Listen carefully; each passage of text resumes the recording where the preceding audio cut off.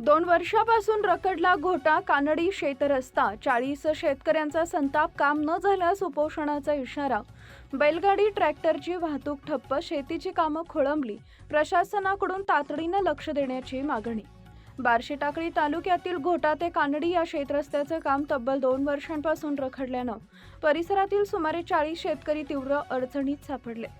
शेतरस्त्याचं काम अपूर्ण असल्यामुळे शेतात जाण्यासाठी योग्य मार्ग उपलब्ध नसून बैलगाडी ट्रॅक्टर तसेच शेतीसाठी आवश्यक असलेली यंत्रसामग्री ने-आण करणंही अशक्य झालंय। परिणामी खरीप हंगामातील शेतीची अनेक महत्त्वाची कामं ठप्प झाली असून शेतकऱ्यांमध्ये तीव्र नाराजीचं वातावरण निर्माण झालंय। शेतकऱ्यांच्या म्हणण्यानुसार संबंधित शेतरस्त्याच्या कामाला 2 वर्षांपूर्वी सुरुवात झाली होती, मात्र आजपर्यंत कामं पूर्ण झालेली नाही। पावसाळा सुरू झाल्यानं रस्त्याची अवस्था आणखी वाढली असून चिखल, रस्ते, खड्डे आणि अडथळ्यांमुळे शेतात जाणं धोकादायक बनलंय। अनेक वेळा प्रशासनाकडे पाठपुरावा करूनही अद्याप कोणतीही ठोस कारवाई झालेली नसल्याचा आरोप शेतकऱ्यांनी केलाय। या रस्त्यावर अवलंबून असलेल्या सुमारे 40 शेतकऱ्यांची शेतीची कामं मोठ्या प्रमाणात प्रभावित झाली होती। बियाणे, खते, औषधं तसेच कृषी अवजारे शेतात पोहोचवण्यास मोठा अडथळा निर्माण झालाय।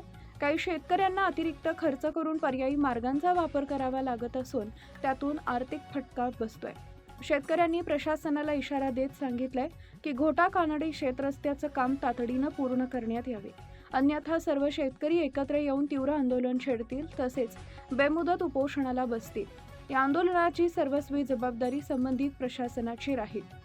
घोटा कानडी परिसरातील शेतकऱ्यांनी जिल्हा प्रशासन, संबंधित विभाग आणि लोकप्रतिनिधींनी तातडीनं या प्रश्नात लक्ष घालून रखडलेलं काम पूर्ण करावे अशी एकमुखी मागणी केली आहे।